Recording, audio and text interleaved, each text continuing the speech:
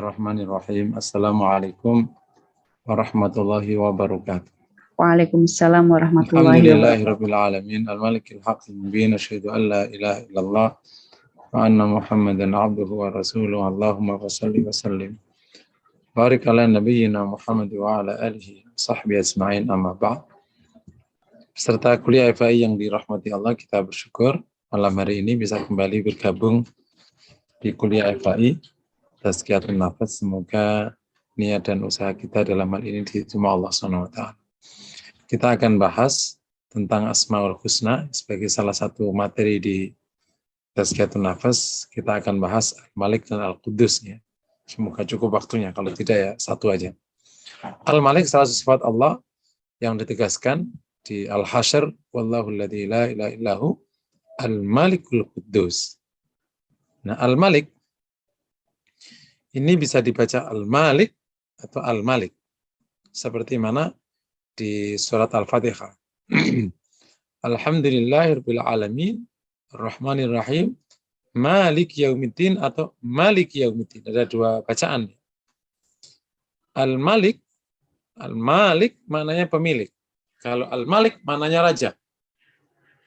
Nah, baik Malik atau Malik dari kata mulk, yakni kepemilikan atau kekuasaan.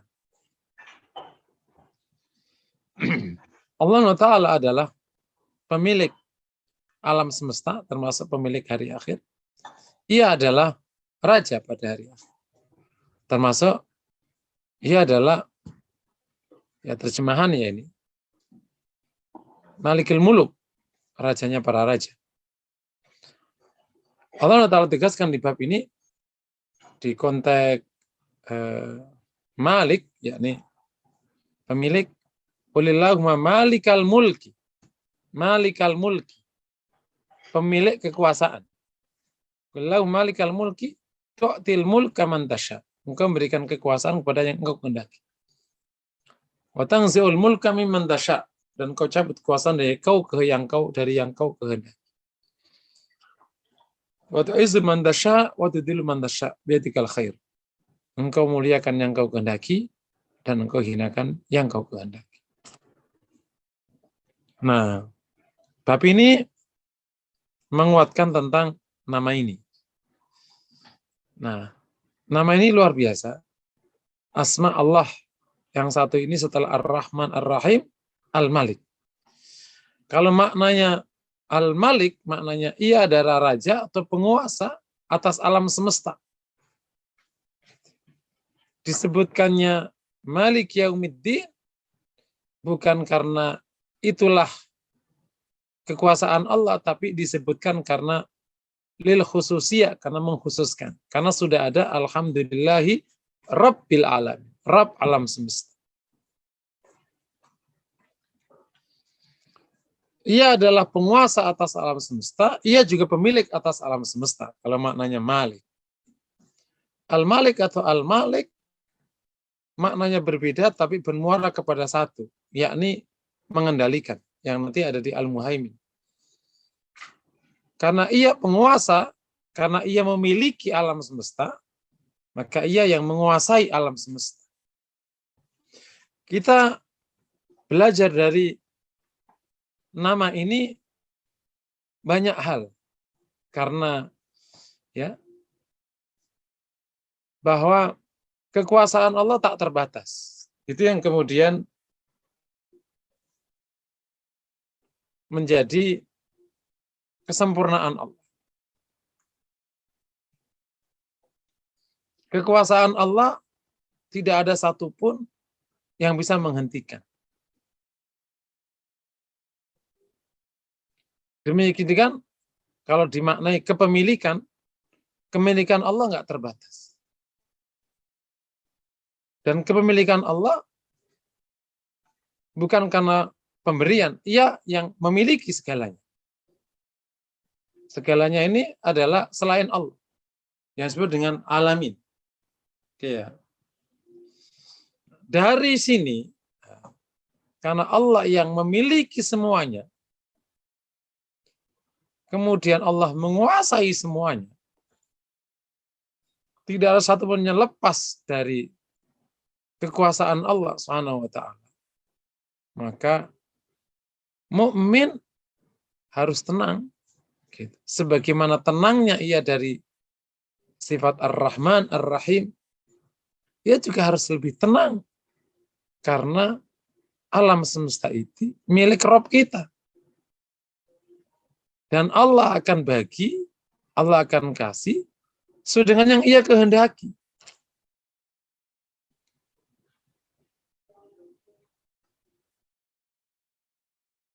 Ya, ini semua miliknya Allah. Dan Allah yang menguasai. Dan juga ditegaskan, ia akan berikan kepada ia kehendak. Kalau konteksnya al-malik, pemilik, itu ayat di ujung ayat setelahnya. Wa tarzuqu man tasha'u bighairi hisab. Tu'izzu man tasha' wa tudhillu man tasha' biyadikal khair innaka ala kulli syai'in qadir. Innaka ala kulli syai'in qadir. Tulijul laila fin nahari wa tulijul nahara fil lail wa tukhrijul hayya minal mayyiti wa tukhrijul mayyita minal hayy wa tarzuqu man tasha'u bighairi hisab. Engkau memberikan rezeki kepada yang kau kehendaki. Karena Allah memiliki, maka Allah akan memberi kepada yang ia kehendaki. Jadi kita hendaklah tenang dan hendaklah kita lebih bertawakal kepada Allah tentang hal ini. Kenapa? Karena ia pemiliknya. Ia penguasanya. Maka dari sini di konteks masalah kepemilikan dan kekuasaan itu tidak boleh melirik kepada selain Allah. Harus kembali kepada Allah karena ia pemilik. Nah, omong-omong, semua pencapaian semua orang itu terkait dengan dua hal. Ya, kalau bicara orang berkarir gitu, itu yang dikerjakan kan dua hal. Pertama ya memperbanyak kepemilikan, berarti kaitannya dengan gaji ya. Atau dengan income, kalau yang bisnis berarti revenue. Yang kedua kaitannya dengan posisi, itu karir. Itu kaitannya dengan kekuasaan. Ya orang kerjakan itu, mau di bisnis atau di apapun. Kaitannya dengan kepemilikan dan kaitannya dengan kekuasaan. Karir itu kan kekuasaan, posisi. Nah, dari dua hal ini, kita disadarkan. Yang punya itu Allah, yang menguasai itu Allah.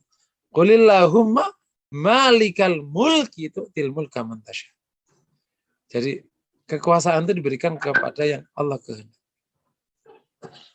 Kepemilikan juga diberikan kepada yang Allah kehendaki. Wa tarzuqu man tasya'u bighairi hisab. Maka di konteks ini, di samping kita harus tenang karena itu yang punya Allah, kita harus lebih berorientasi dan mendekat kepada Allah, jangan kebalik. Dan salah satu sebab ketika orang itu jauh dari Allah, karena tidak menyadari bahwa Al-Malik itu Allah. Orang cari duit justru malah dengan cara melanggar Allah. Malah ke dukun, ke pesugihan. Ketika di konteks kekuasaan, menghalalkan segala cara. Dapat mungkin, tapi bisa jatuh. Kata Nabi, kalau kau minta dapat kekuasaan karena kau minta, malah tidak menolong. Tapi kalau Allah akan mengasihinya, maka Allah akan menolong. Termasuk nanti kelak di akhirat. Iya, ini adalah makna secara umum. Nah, sehingga kita karena tahu ia ada Al-Malik, maka doanya ya hanya kepadanya. Makanya di Al-Fatihah begitu nyebut Allah, terus Ar-Rahmanir Rahim, Maliki Yaumiddin, terus iyyaka na'budu wa iyyaka nasta'in. Hanya kepadanya. Karena ia penguasa kita sembah. Karena dia Rabb alam semesta kita sembah. Kemudian ya kepadanya kita hanya minta tolong. Karena kita tahu ia adalah pemilik alam semesta dan penguasa, ya kita minta tolongnya hanya kepada Allah. Makanya nanti ada tauhid rububiyah, ada tauhid uluhiyah. Dan tauhid rububiyah dan tauhid uluhiyah ini konsekuensinya ikhlasul ubudiyyati lillah, mengikhlaskan ibadah kepada Allah, wa ikhlasul du'a lillah, dan mengikhlaskan permohonan hanya kepada Allah Subhanahu wa taala. Sip ya. Ini poin pertama. Poin kedua, belajar dari Al-Malik. Maka seorang mukmin harus lebih pandai bersyukur kepada Allah atas semua pencapaian. Karena yang ia dapatkan sesungguhnya itu pemberian dari Al-Malik. Kalau ia mendapatkan banyak kepemilikan, itu karena yarzuku mayyasha. Yarzukuka li'annaka mimman yasha'ullah. Allah memberikanmu rezeki karena engkau termasuk yang Allah kehendaki. Mayyasha'u ala rezeki. Dan ketika kau juga akhirnya sampai pada posisi bagus, bersyukur kepada Allah. Karena itu pemberian Allah, bukan karena ulahmu dan usaha. Karena ia Al-Malik. Malik al-Mulk. Bukan malah menjauh dari Allah. Kebalik jadinya malah.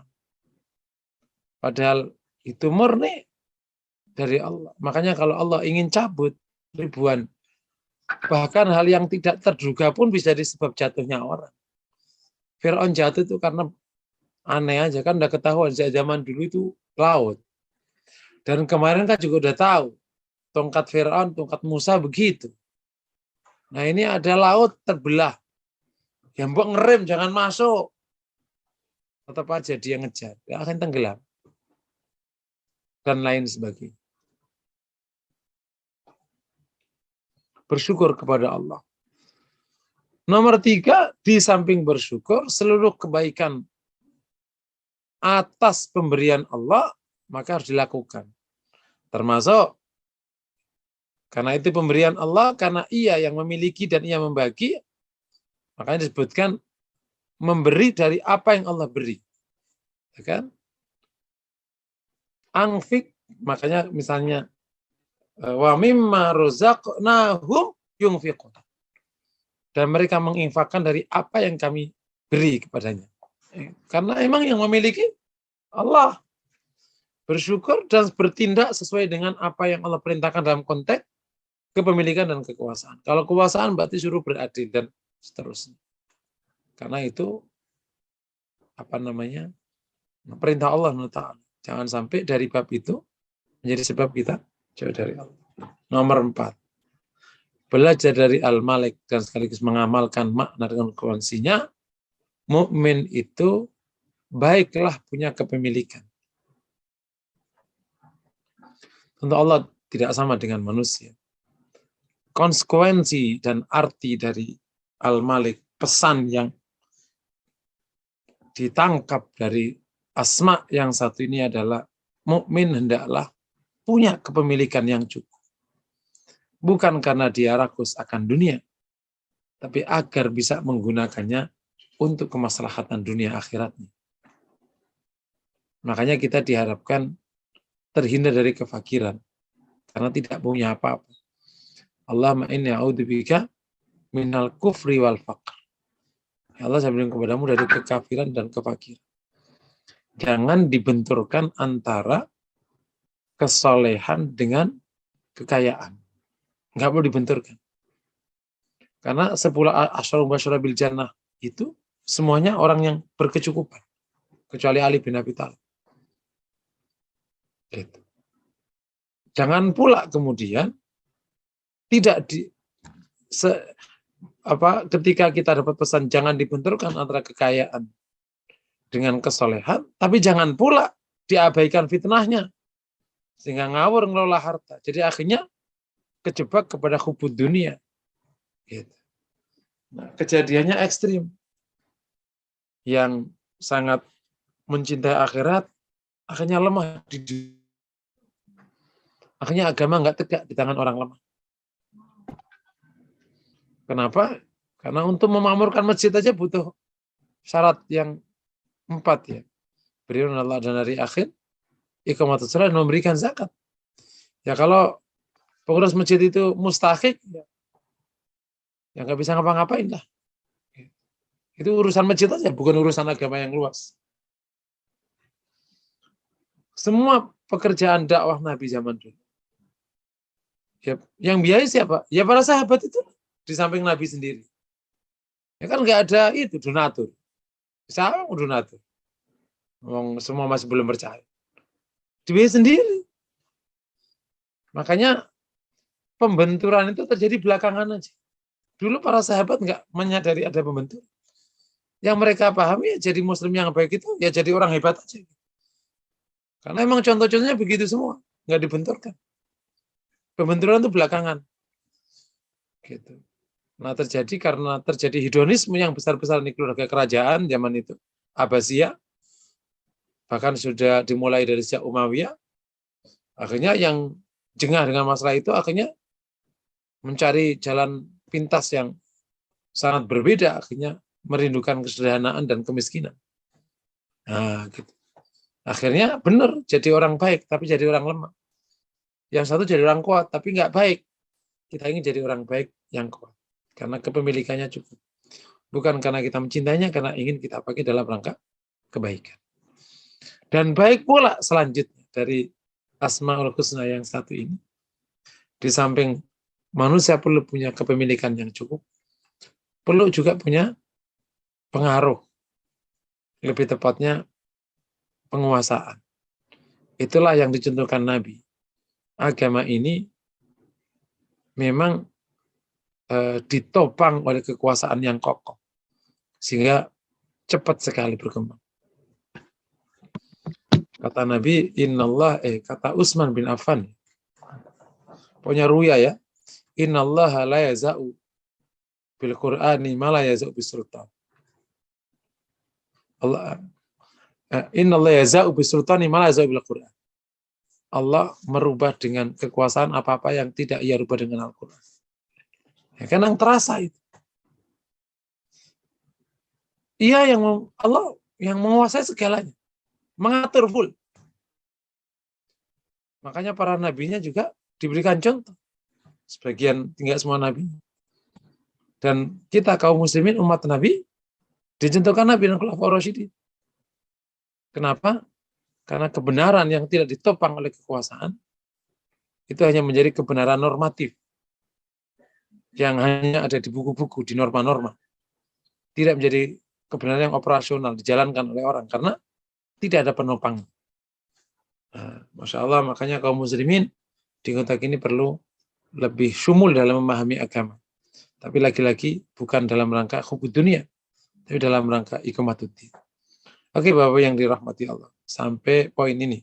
Ya, Al-Malik ada 5 makna ya yang kita bisa pelajari, dan tadi beberapa ayat sebagai dasar dari bab ini. Kalau ada pertanyaan dipersilakan. Nah. Baik, jazakallah khair Ustadz untuk paparan awal dari kuliah kita pada malam hari ini mengenai Al-Malik dan Kudus ya. Subhanallah. Teman-teman yang dirahmati Allah, silahkan bagi peserta kuliah yang ingin bertanya bisa menggunakan fitur raise hand atau menuliskannya di kolom chat, dan bagi peserta kuliah yang menyimak melalui YouTube bisa menuliskannya di live chat, nanti akan dibacakan. Sepertinya Pak Dim memantau ya di YouTube untuk pertanyaan-pertanyaan yang mungkin ditayangkan di YouTube. Saya cek dulu Ustadz siapa yang raise hand. Sebentar. Ya, disilakan bagi peserta kuliah yang ingin bertanya. Ustadz sudah membuka sesi tanya jawab. Biasanya Pak Indro dan Bu Yuli yang bertanya nih di awal. Saya belum melihat. Atau langsung lagi lanjut. Oke, Ustadz Tafadol bisa dilanjutkan. Oke ya.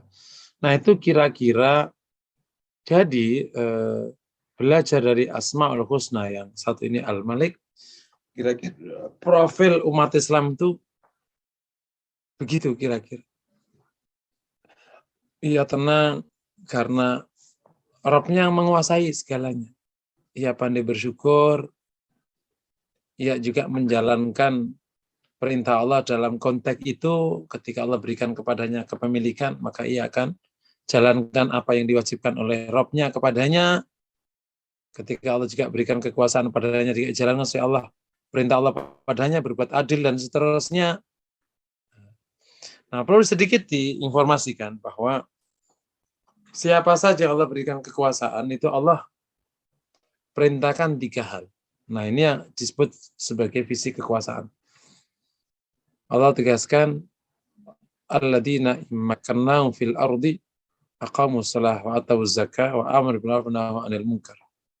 Dan orang-orang yang Allah berikan kuasa pada mereka, mereka memberikan salat, memberikan zakat, dan amar ma'ruf nahi munkar.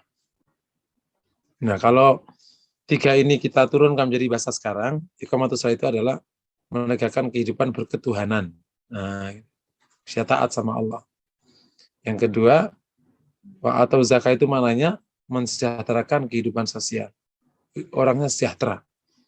Jadi tidak ada kemiskinan atau sedikit kemiskinan. Seperti dialami zaman keemasannya Islam. Yang ketiga adalah amar ma'ruf nahi munkar, atau dengan bahasa lain penegakan hukum. Jadi kehidupan beragama tegak, atau dalam bahasa sekarang kehidupan berketuhanan kalau bahasa orang Indonesia. Terus mensejahterakan kehidupan sosial, penegakan hukum itu sudah. Itu harus dijalankan.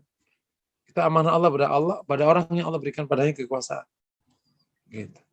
Nanti banyak sekali yang Allah berikan padanya kekuasaan, maka harus tidak boleh mendolimi, harus menyayangi, dan seterusnya banyak sekali. Gitu. Kepada kaum muslimin. Nah, itu semua bagian dari sikap terhadap apa yang Allah berikan kepada mereka. Berupa tadi, kekuasaan atau kepemilikan. Demikian akhirnya kita belajar untuk menjadi pribadi yang lebih baik, mencontoh Rasulullah SAW yang dididik langsung oleh Allah Ta'ala. Memiliki hal yang bisa dipakai untuk kebaikan agama. Demikian juga dipakai untuk amar ma'ruf nahi. Harus diketahui, ketika Allah perintahkan kita untuk amar ma'ruf, maka itu tidak pernah boleh lepas dari apa yang disebut dengan dominasi. Karena amar ma'ruf hanya terjadi dari orang yang lebih kuat. Tidak mungkin terjadi dari orang yang lebih lemah. Karena kalau datang dari orang yang lebih lemah, namanya permohonan ma'ruf. Disebut amar atau perintah, li'annahu tolabun mimman fauqahu. Karena itu permintaan dari orang yang lebih di atas, itu lebih kuasa. Ayah ke anaknya namanya perintah. Anak ke ayahnya namanya permohonan. Direktur ke anak buahnya namanya perintah. Kalau anak buah ke direktur namanya permohonan. Meskipun sama-sama bahasanya mohon. Tapi kan yang mohon itu direktur namanya perintah. Mohon anak-anak masuk hari Senin. Jangan ada yang telat. Itu perintah. Karena mohon. Nah, mohonnya itu namanya perintah. Artinya, kaum muslimin bisa amar ma'ruf nahi munkar ya kalau punya kekuatan-kekuatan yang bisa menjalankan amar ma'ruf nahi munkar. Kalau tidak ya teriak-teriak cuman permohonan ma'ruf itu. Nah, disitulah perlunya syumuliyah di dalam memahami agama ini. Kalau tidak nanti terjadi sekularisme meskipun tidak disadari. Dia memisahkan urusan agama ini dengan urusan ibadah. Ibadah, agama itu ibadah, non-ibadah tidak diurus sama agama. Padahal setiap kehidupan kita akan ditanya oleh Allah kelak di akhirat apapun urusannya. Nah, itu bab syumuliyah. Oke, kita akan pindah ke Al-Quddus. Masya Allah. Kalau Al-Quddus, Al-Malik, Al-Quddus. Ia maha suci.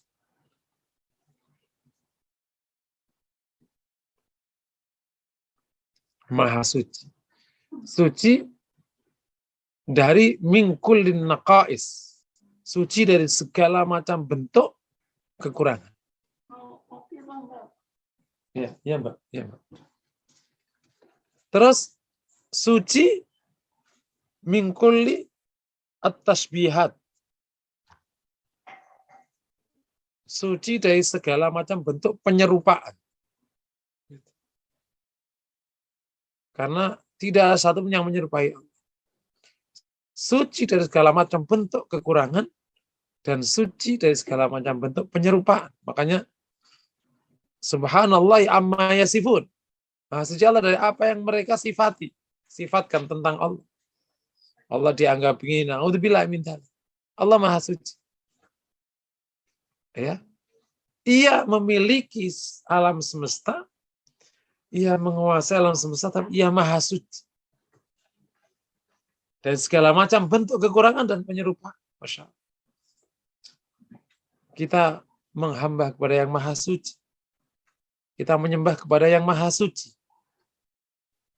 Kita akhirnya berdekat dengan yang Maha Suci. Kita bertasbih kepada yang Maha Suci. Beda suasananya. Padahal ia adalah penguasa segala hal. Tapi ia Maha Suci. Berarti tidak kotor, tidak kurang, tidak serupa dari siapa dengan siapa. Kesucian ini menandakan kesempurnaan Allah Subhanahu wa taala.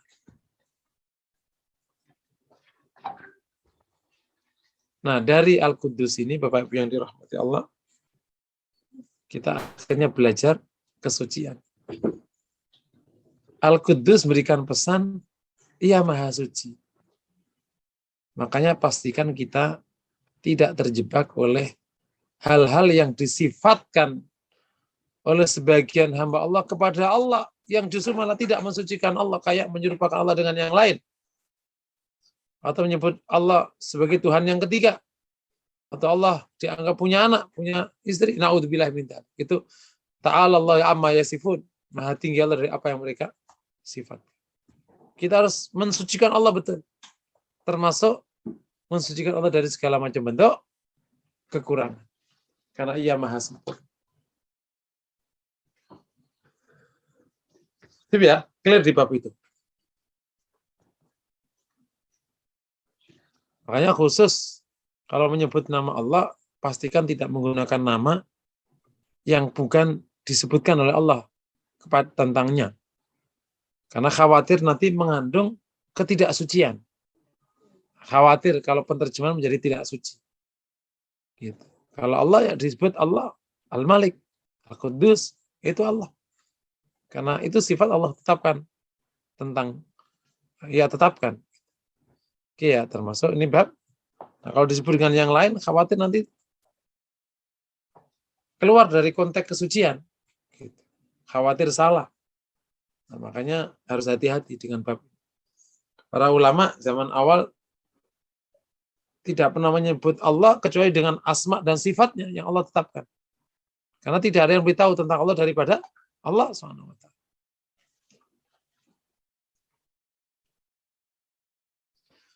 Yang kedua, dari Al-Quddus, ayo kita belajar tentang kesucian.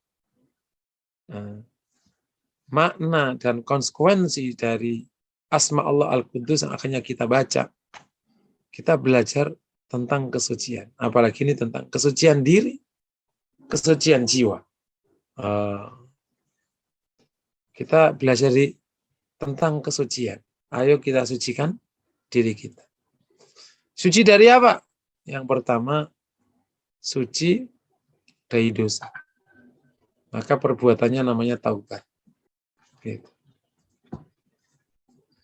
Hendaklah kita menjadi pribadi yang suci, yakni tidak punya dosa. Kalau ada dosa gimana? Nah, itulah bagian kekurangan, semoga tidak sampai melampaui batasnya. Karena dosa itu kadar, kotoran. Ya, makanya disebut tidaklah orang melakukan perbuatan dosa, kecuali itu akan ada titik nokta hitam di hatinya. Sampai kemudian dia terus, maka akan lengkap. Semuanya hitam dan akhirnya mengeras. Oke ya. Yang kedua, suci dari mana? Suci dari kesalahan atau kekurangan yang berlebihan. Manusia memang tidak luput dari dosa dan kesalahan. Termasuk tidak luput dari kekurangan. Tapi ayo kita tidak membersihkan ini dari salah yang berlebihan. Sampai kita masuk kategori fasik, naudzubillah min dzalik.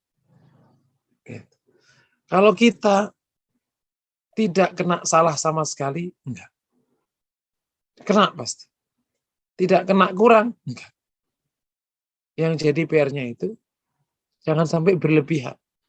Sehingga kesalahan kita, kekurangan kita melebihi kelebihan. Akhirnya menjadi fasik kalau dikentek kesalahan. Orang itu boleh kurang, tapi jangan sampai banyak kekurangan. Yang dominan kekurangannya. Gitu. Paham ya? Allah, kalau Allah, ya Allah Maha Suci ya, tidak ada serupa dengan yang lain. Belajar dari bab ini maka namanya menyedikitkan kekurangan, menyedikitkan kesalahan. Nah, usaha hari-hari dalam bab itu makanya diminta kita ya ayyuhalladzina aminu supaya menyedikitkan. Makanya kita suruh taubat supaya menyedikitkan. Gitu. Kenapa ada tawasul bil haq, tawasul bil sabr? Supaya menyedikitkan. Jangan sampai berlebihan di bab itu. Nah, dari konteks mengurangi kadar kesalahan itu, ya kan? Mengurangi kadar kekurangan itu, maka kita perlu terus pertama meningkatkan tholabul ilm. Karena dari ilmu baru tahu mana yang salah, mana yang kurang. Kalau ilmu kurang, nanti repot. Sementara sudah salah, nggak tahu kalau salah. Yang kedua, taubat atau istighfar lebih banyak setiap hari. Akan mengurangi. Gitu ya. Kita belajar dari pribadi yang suci. Apa tadi? Taubat setiap hari. Itu yang kemudian sudah kita biasakan ya. Karena ini bagian proses penyucian. Apalagi nanti ketemu Ramadan. Semoga semua kita berkesempatan untuk mendidik ulang diri kita, menasihati diri kita sendiri kembali menjadi pribadi yang suci. Ya, karena memang Ramadan salah satu harapannya ke arah situ. Ghufirallahu ma taqaddama min dhanbi. Diampuni dosanya yang telah lalu. Ya, setelah thalabul ilmi, taubat istighfar setiap hari. Yang ketiga adalah an-numu fil amalis saleh. Meningkatkan amal saleh. Yang kalau hari ini sama kemarin sama rugi. Kalau lebih buruk, ya berarti celaka. Hanya satu pilihan. Hari ini lebih baik daripada kemarin. An-numu fil amal saleh. Tumbuh dalam amal saleh. Supaya kita menyedikitkan kekurangan dan kesalahan. Terus tumbuh. Makanya nggak boleh puas dengan amal soleh. Harus tumbuh. Kemarin udah ngaji apa-apa ini, nambah ini, nambah. Terus tumbuh. Gitu. Karena kita nggak pernah tahu di titik mana kita salah, di mana kita kurang. Tapi kalau kita tumbuh, semoga pertumbuhan kita lebih banyak daripada kekurangan. Digerogoti, kalau tumbuh 4, gerogot 1 masih 3. Tumbuh 4, gerogot 2, masih 2. Tapi kalau nggak pernah tumbuh, gerogot 1, tinggal 1. Gerogot lagi 0, sudah. Di konteks ini makanya saya pernah memberikan satu ulasan tentang amal soleh yang dikurangi oleh dosa yang sesaat. Namanya bertindak 1-1. Kan dia ingin menyatukan tapi dengan mencaci maki yang lain ya 1-1. Sementara berdakwah tapi dengan menghujat 1-1. Dia ngurus istrinya tapi nggak ngurus orang tuanya 1-1. Ngurus orang tuanya tapi ngurus istrinya 1-1. Gitu. Sementara apa? Dia ngurus keluarga dengan bagus, tapi akhirnya dia nggak bisa menafkahi keluarganya karena fokus di rumah, nggak mau kerja dengan bagus. 1-1. Jangan sampai kita berbuatnya itu 1-1. Karena ujungnya kita 0, jadi nggak ada pertumbuhan sama sekali. Nah, belajar jadi orang suci. Termasuk suci dari al-akhlak ar-radilah. Suci dari akhlak yang rendah. Mulia sekali orang.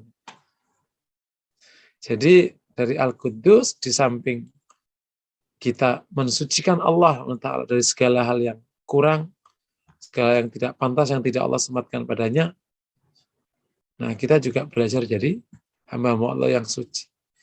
Yang kemudian simbolnya adalah orang yang tidak ada dosanya atau sedikit dosanya. Yakni para nabi, para aulia yang Allah jaga. Tapi insya Allah kalau dengan penjagaan Allah, kita insya Allah bisa bergerak menjadi pribadi-pribadi yang suci. Sampai poin ini silakan kalau ada pertanyaan. Bu ini, itu Ya, Bu ini. ya baru dibuka mic-nya. Assalamualaikum Ustadz, kaitan dengan Al-Malik maknanya bagaimana kita menggunakan kekuasaan. Kekuasaan apa saja yang dimiliki manusia dan bagaimana menjaga kekuasaan itu sesuai dengan makna Al-Malik tersebut dan aspek apa saja. Mohon penjelasannya Ustadz. Ya, itu kan minimal orang dikasih, meskipun namanya bukan kekuasaan ya, di konteks keluarga, namanya aman.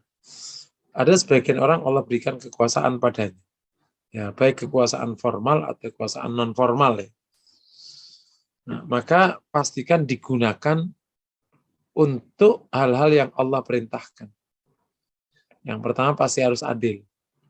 Jangan kekuasaan dipakai untuk kedoliman atau mendolimi orang. Yang kedua, difungsikan untuk mencapai 3 hal di atas.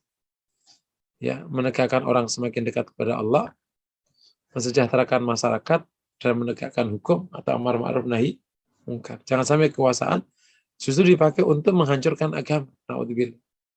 Orang semakin tidak berzakat atau semakin melarat manusia, dan hukum semakin tidak jalan. Itu berarti bertentangan dengan visi kekuasaan Allah canangkan untuk siapa saja Allah berikan kepadanya.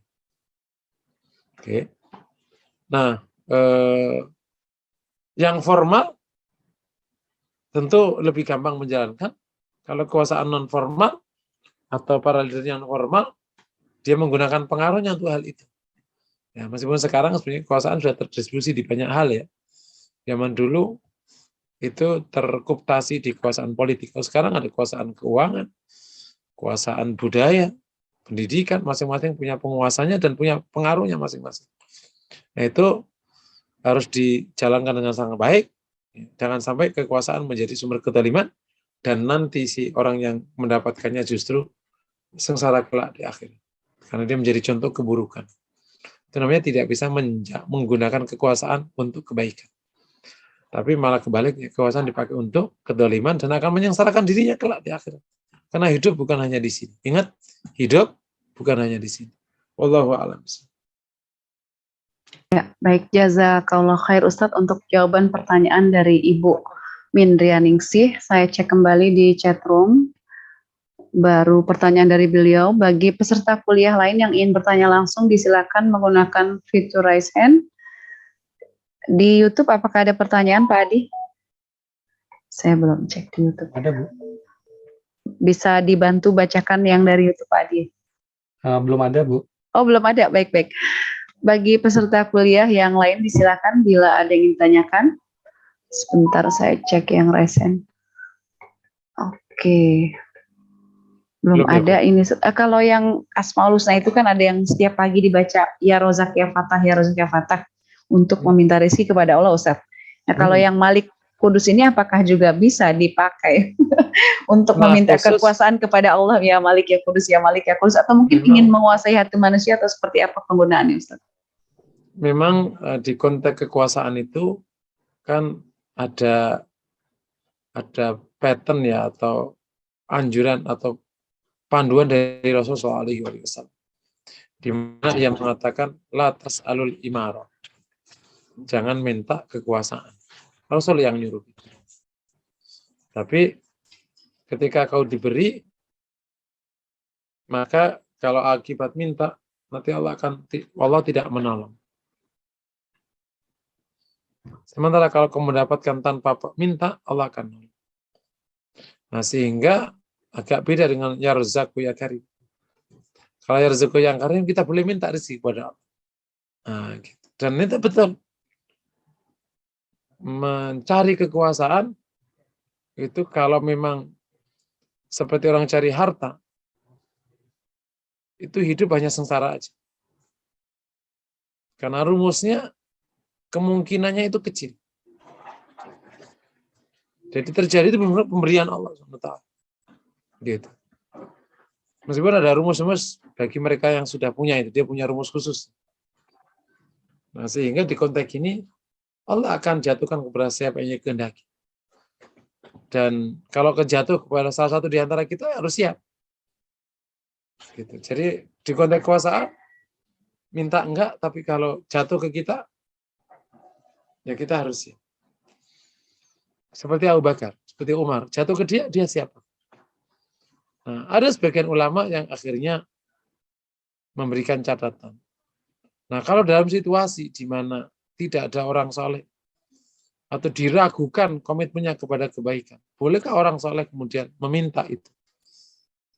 Nah, maka para ulama mengatakan, jika keadaannya demikian, dan yakin memang tidak ada yang menjaga dengan sangat baik masa kekuasaan itu, maka orang soleh boleh minta, disandarkan kepada surat Yusuf, di mana Nabi Yusuf mengatakan, ij'alni ala khuzainil ard, jadikan aku untuk menjaga gudang pangan.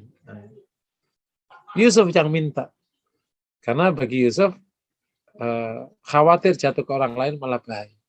Nah, tentu ini sangat subjektif bagi masing-masing, makanya akhirnya ada sebagian yang membolehkan, tapi dengan catatan yang sangat ketat tadi. Wallahu a'lam. Baik, jazakallah khair Ustadz. Belum, Bu Yuli barangkali mau bertanya, atau Pak Indro, atau Ini di Pak chat Adi. ada, Bu. Oh, di chat sebentar saya cek, baru masuk berarti ya.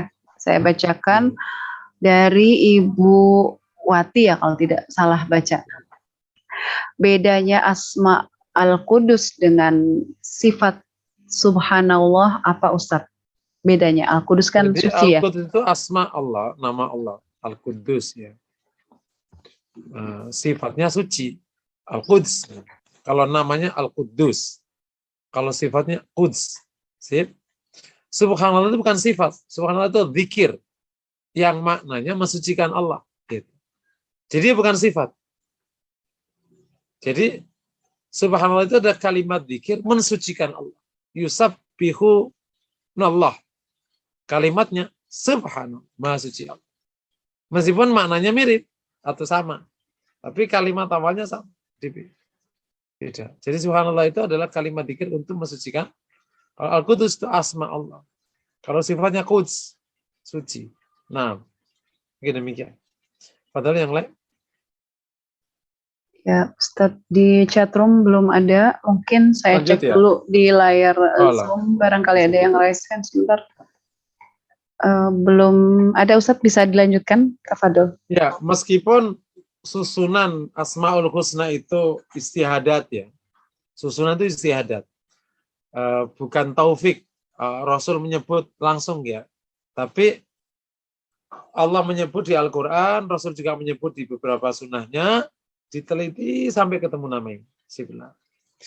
Nah, meskipun itu, tetapi rentetan Al-Malik sama Al-Qudus itu menarik untuk diteliti. Karena area itu area yang paling kotor, tuh, kekuasaan itu. Dan kepemilikan berarti harta, itu juga area yang mendorong kotor. Jadi harus segera disucikan. Dan betul-benar. Jadi area itu area emang yang rentan dengan kotor. Persoalannya kalau tidak mau di situ, ya lemah. Dan agama ini nggak tegak di tangan orang lemah. Karena Rasul itu bukan orang lemah. Rasul itu orang piawai, piawai, lengkap Rasul. Nah, sehingga ketika orang berada di wilayah itu, dia harus ingat ada pesan dari Al-Quddus. Dari asma Allah Al-Quddus, yakni jadilah kalian itu semua pribadi yang suci. Sehingga tidak terjebak atau tidak terperangkap kepada kotornya perburuan terhadap kepemilikan dan kekuasaan. Jadi tetap suci. Meskipun berada di tengah itu. Nah, kemudian juga menjadi menarik. Kalau orang suci itu tidak di tengahnya, gampang lah. Ya, emang hidup di ujung desa, nggak ada apa-apa, hidup ala kadarnya, suci, bersih, nggak dosa, ya maklum. Tapi itu bukan kehidupan yang diinginkan Rasul. Rasul menginginkan hidupnya itu normal kayak beliau. Ya, di tengah masyarakat, dia punya keluarga, dan mimpin sholat, ya normal. Padahal Rasulullah orang yang paling suci. Nah, paham ya?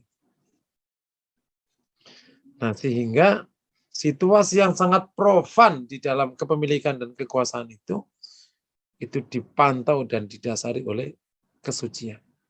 Sehingga meskipun di puncak kekuasaan atau di keberlimpahan kepemilikan yang nggak bisa dihitung, tetap saja kita tidak boleh terjebak kepada kotornya. Naudzubillah min dzalik. Tetap suci. Nah, mungkin demikian. Saya bacakan pertanyaan dari chatroom, Ustadz. Dari Ibu Nita, kalau tidak salah baca. Sebentar, saya cek kembali. Saya scroll ke atas.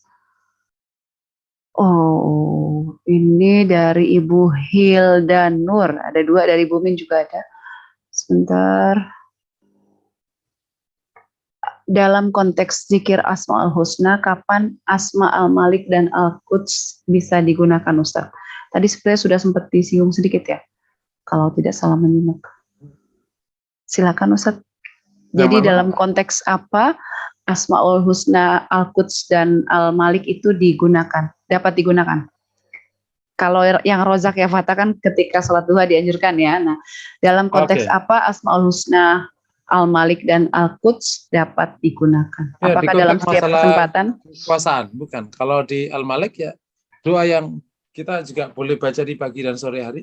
Qulillahumma malikal mulki tu'til mulka man tasha wa tanzi'ul mulka man tasha wa tu'izzu man tasha wa man tasha bi'atikal khair innaka ala kulli syai'in qadir. Itu tulijul laila fin nahar sampai wa tarzuqu man tasha bighairi. Itu di konteks itu kita berdoa. Biarkan Allah jatuhkan pada yang kehendaki. Termasuk nih sekaligus, kalau misalnya jatuh kepada orang yang nggak salah, Allah tahu ke itunya. Urusanmu memperbaiki yang mungkin terjadi. Gitu. Kan pernah Allah kan watilkal ayyam nudawwilu bainan nas. Hari-hari itu Allah pergilirkan di antara manusia. Allah pergilirkan. Gitu. Jadi kalau jatuh tangan orangnya itu ya berarti harus ada introspeksi, ada perjuangan lebih dan seterusnya. Karena dulu Nabi juga tidak tidak manja dakwahnya, mau enaknya, berat Nabi, umatnya juga ngikut jejak nabinya. Allah alam. Ustadz, ini saya bacakan kembali dari Ibu Mindrianingsih. Pak Ustadz, banyak orang yang soleh sering menghindar dengan kekuasaan sehingga kekuasaannya dipegang orang yang tidak amanah karena banyak yang takut resikonya jika tidak adil. Tapi di satu sisi kita perlu memiliki kekuasaan sehingga kebijakan yang diterapkan bisa adil dan sesuai dengan nilai-nilai Islam. Seperti situasi saat ini. Saya merasakan ada ketidakadilan dan selalu gaduh. Mohon pencerahannya bagaimana seharusnya dan bagaimana agar orang-orang yang soleh bisa memimpin. Ya, yang pertama, ayo kita tingkatkan kesolehan pada level yang mampu mengatasi kerumitan dan kegaduhan di area situ. Ibarat kalau dalam istilah teman-teman yang sana, kalau masuk ke area situ harus jadi malaikat, nggak boleh jadi orang biasa. Orang biasa masih digoda sama setan, karena setannya levelnya sudah iblis. Kira-kira gitu. Itu yang pertama. Yang kedua, ayo kita tingkatkan kapasitas. Karena di area kekuasaan sana bukan hanya urusan soleh, pinternya, piawai, termasuk dalam urusan lobby, resources, gitu kan. Makanya ada istilah, dia orang yang punya kapasitas tapi juga punya isi tas. Bukan karena harus digunakan dengan cara yang haram, karena emang butuh untuk sosialisasi aja, butuh, nggak bisa gratisan dan lain sebagainya. Jadi perlu kita harus tingkatkan, ya, meningkatkan kualitas kesolehan supaya tidak terpapar di area situ, meningkatkan kapasitasnya, termasuk rute ke arah sana.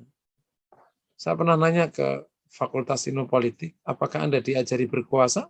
Enggak. Ya terus ngapain belajar di situ? Rumus berkuasa adanya di para penguasa. Dia punya rumusnya sendiri. Nah, itu yang ditiru. Nah, ini memang harus diakui. Setelah masa kemunduran kaum muslimin, kita sering menggunakan rumus yang berbeda dengan rumusnya orang-orang yang hebat tadi. Nah, sehingga akhirnya rumusnya nggak ketemu. Oke ya, yang nomor 3, perlu penguatan jejaring kaum muslimin, saling menguatkan. Sehingga terjadi kekuatan. Nah, kalau ini terjadi mungkin bisa gampang meraih. Tapi kalau pecah, gampang dipecah terus dan seterusnya, gampang diprovokasi, di antara kita saling maki, ya selesai sudah. Yang jalan agenda buruk. Nah, ada sebagian kaum muslimin yang menghindari rumitnya bab ini karena punya alasan ingin berhati-hati. Secara personal, pribadi tertentu dapat dibenarkan. Tapi ini tidak boleh menjadi kebijakan umum. Kalau semua orang berkata kayak gitu, seperti yang kata Ibu tadi, nggak ada yang ada di situ. Tapi harus diakui daerah situ memang penuh tantangan. Nggak gampang juga selamat. Ibnu Umar ketika ditaruh menjadi hakim tingkat tinggi, ya berarti ketua hakimnya zaman itu, ketua mahkamah. Ibnu Umar menolak karena khawatir, karena hakim hanya ada dua golongan. Yang ahli neraka itu termasuk hakim. Gitu. Kata Utsman bin Affan, karena secara gini, kalau alasan itu hanya untuk Ibnu Umar, saya memahami, karena saya tahu engkau Ibnu Umar. Tapi alasan yang sama tidak boleh digunakan orang lain selain kepada Ibnu Umar. Karena semua akhirnya tidak ada yang mau jadi hakim, terus siapa yang mau jadi hakim? Karena takut masuk neraka semua. Nah, gitu. Jadi akhirnya personal mungkin 1-2 orang silakan, karena memang dia tahu dirinya nggak mampu, terus malah nanti malah banyakin dosa, ya udah laku minggir saja. Tapi keputusan ini pribadi, tidak boleh ada orang memutuskan gitu semua, jadi bahaya, atau mengajak-ajak orang, bahaya, nanti kekuasaan jatuh ke orang yang zalim. Karena kekuasaan itu pengaruhnya besar sekali. Nah, wallahu a'lam. Baik, jazakallah khair Ustadz.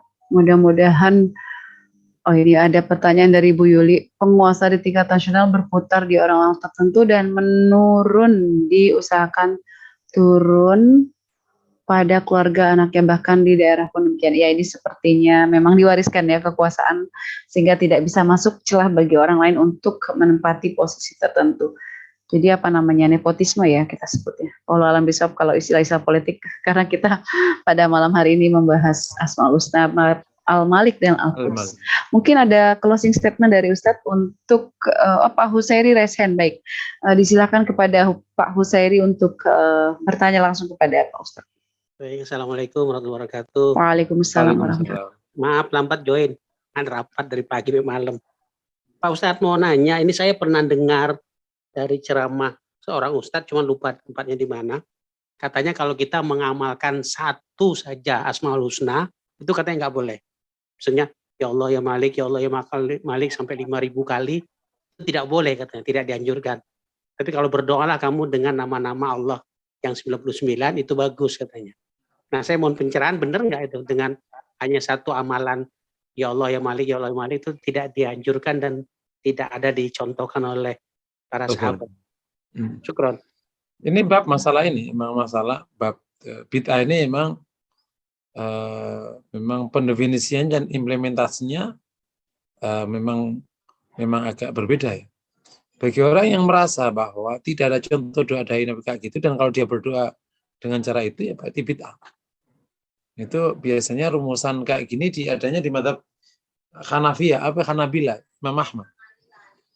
Karena emang ya Malik nggak ada contohnya. Ya berarti bid'ah, nggak boleh. Jadi jangan temannya nggak, itu masuk kategori bid'ah. Tapi bagi yang mengatakan, ya karena sudah berdoa dengan Asmaul Husna, ya sudah, mana aja, bubar. Lepas. Yang jadi masalah berikutnya adalah ketika milih salah satu, kemudian menggunakan angka tertentu, kemudian dibakukan, itu akhirnya jadi bid'ah. Tapi kalau misalnya Anda pilih nggak dibakukan, maka sebenarnya nggak apa-apa. Ya udah, saya berdoa ya Malik, ya Malik, ya Malik.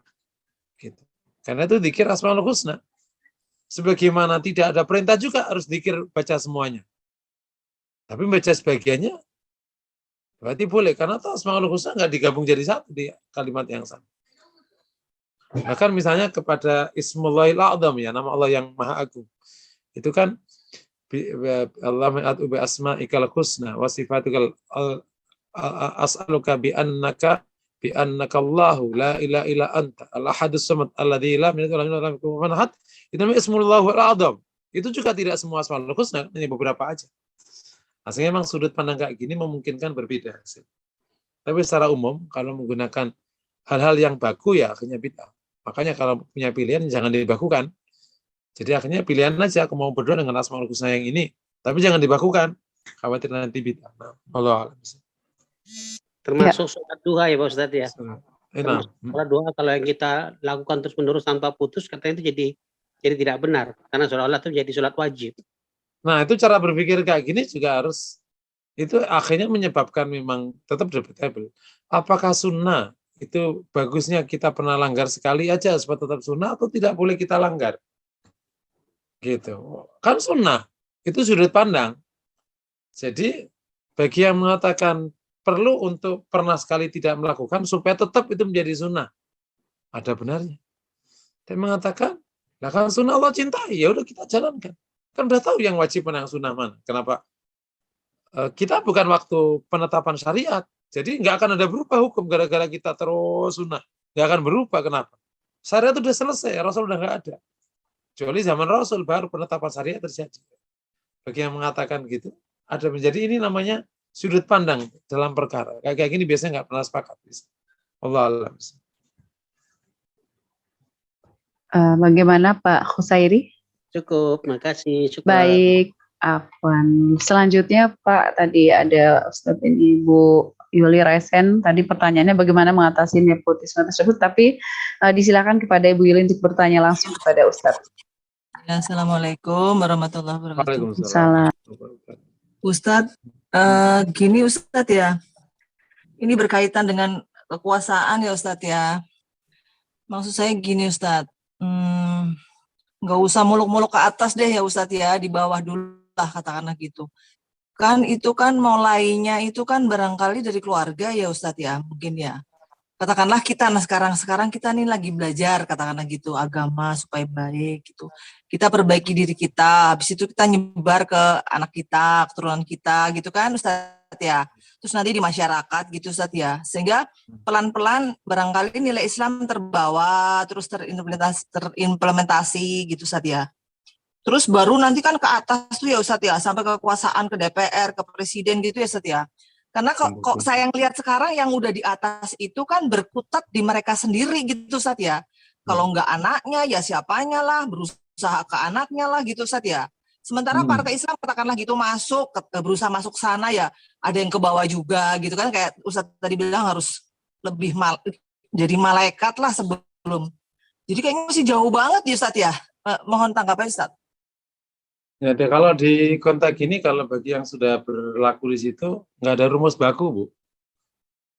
Jadi ya dijalani aja dengan proses yang bertahap tadi, itu bagus. Tapi juga ada proses-proses yang bersifat loncatan-loncatan, bagus. Karena di samping ada proses yang dijalani, ada momen. Dan momen itu benar-benar peluang kalau berikan kepada siapa aja ya kehendaki. Kaum muslimin bisa diberikan momen dan dapat, bisa jadi. Gitu. Kalau kita ngelihat dinamika semua proses sama-sama, kasusnya sama. Jadi boleh nggak kita harus terstruktur rapi kayak tadi dari diri gitu-gitu? Bagus juga itu dijalankan. Tapi kalau kemudian ada proses siksak yang mungkin boleh aja gitu. Jadi di konteks ini rumus yang paling handal dan yang paling tepat itu rumusnya Nabi Yakub. Jangan masuk satu pintu, masuklah banyak pintu.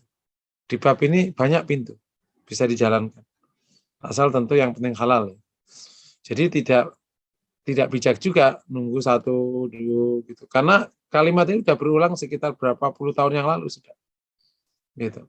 Sudah gitu. Habis di atas penggal lagi, 0 lagi gitu. Jadi 0 lagi gitu. Jadi akhirnya sekarang ya sambil tumbuh, sambil siapa saja yang bisa ngeloncat ke arah situ dijalankan. Insya Allah kalau ditekuni, insya Allah sebagaimana dulu kaum muslimin secara ekonomi kan lemah, sampai akhirnya bertahap asa kelas tengah. Pada bisa punya pekerjaan yang bagus, usahanya juga bagus, mulai insya Allah di bab yang sama akan berulang juga dengan izin Allah Subhanahu wa Ta'ala. Tapi memang rumusnya sangat sangat khusus. Rumusnya rata-rata juga nggak dimiliki, para ahli politik juga nggak punya rumus itu. Ahli politik itu ahli menata negara. Jadi ilmu politik itu bukan ilmu berkuasa, tapi ilmu menata negara doang ujungnya. Mirip tata negara ujungnya. Jadi kalau ilmu berkuasa adanya di otaknya para penguasa, nggak ada rumusnya. Jadi kita harus memang meneliti langkah-langkah yang dimiliki para penguasa itu, oh, gini caranya, gini. Nah, kaum muslimin perlu belajar banyak. Perlu banyak. Tapi insya Allah kalau terus tekuni, bisa. Dan harus diakui, masuk wilayah ini ilmu anunya kuat sekali. Karena banyak yang tidak di luar kendali kita, sehingga tidak mudah.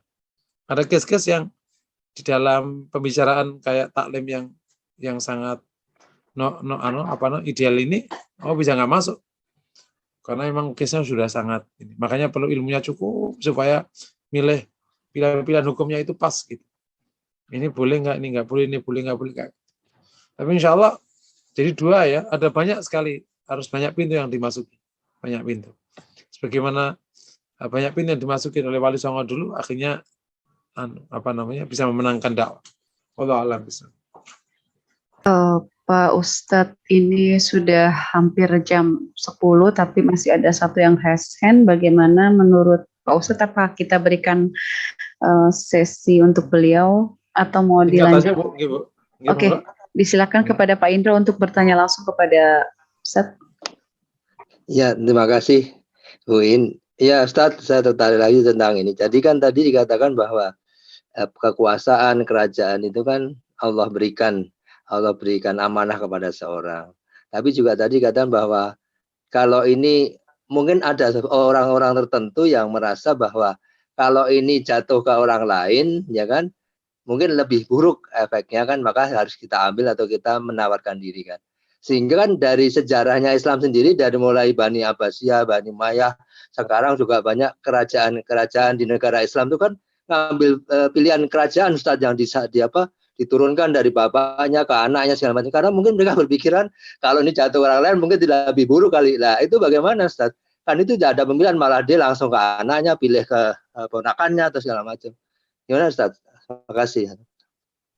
Jadi kalau di bab ilmu ini itu antara idealitas sama realita itu bisa nggak ketemu.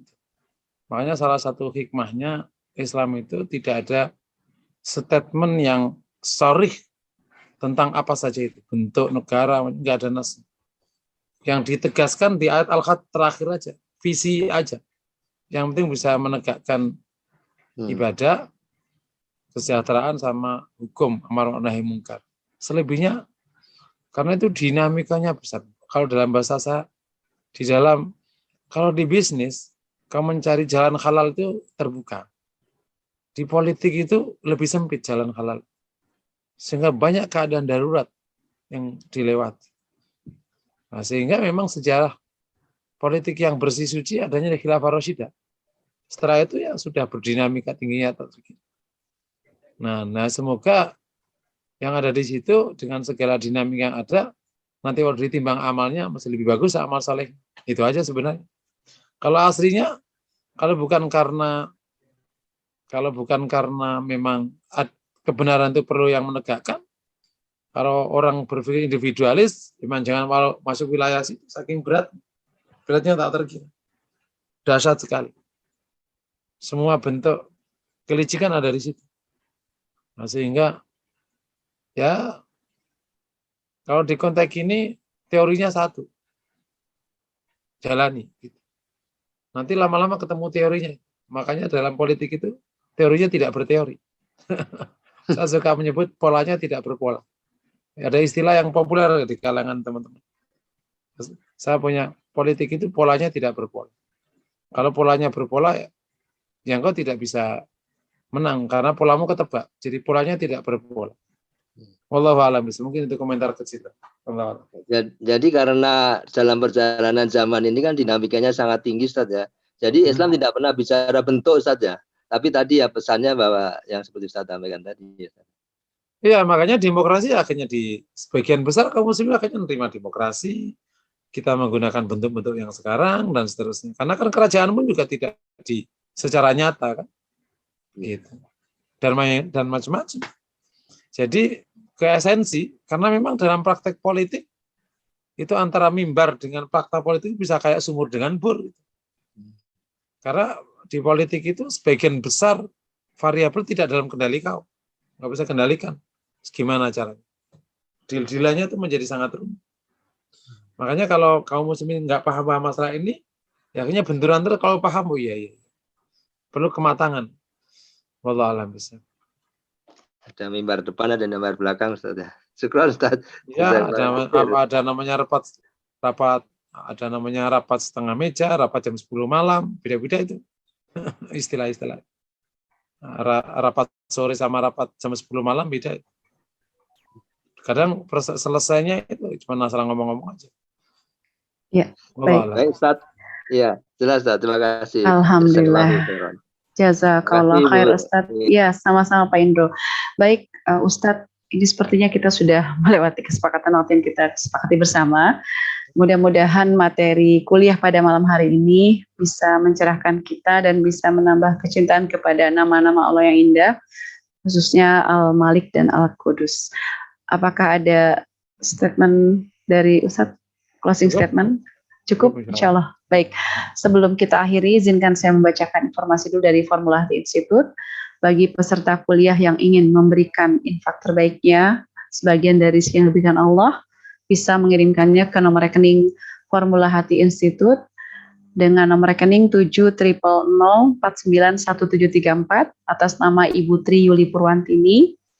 Konfirmasi di nomor handphone 087889437521. Semoga menjadi amal jariah bagi kita dan dapat memberatkan timbangan amal kita. Demikian yang bisa kami sampaikan. Mohon maaf bila ada kekurangan dalam memandu pada malam hari ini. Marilah sama-sama kita tutup kuliah Tazkiyatun Nafs kita pada malam hari ini dengan membaca istighfar 3 kali. Astaghfirullahaladzim, astaghfirullahaladzim, astaghfirullahaladzim. Subhanakallahumma wa bihamdika asyhadu an la ilaha illa anta astaghfiruka wa atubu ilaik. Jazakallah kepada Ustadz yang sudah membersamai kita pada kuliah malam hari ini, juga kepada jamaah atau peserta kuliah yang masih setia sampai waktu kita berakhir ya. Semoga mendapat manfaat. Saya mohon maaf bila ada hal-hal yang kurang berkenan dan saya akhiri billahi taufiq wal hidayah. Wassalamualaikum warahmatullahi wabarakatuh.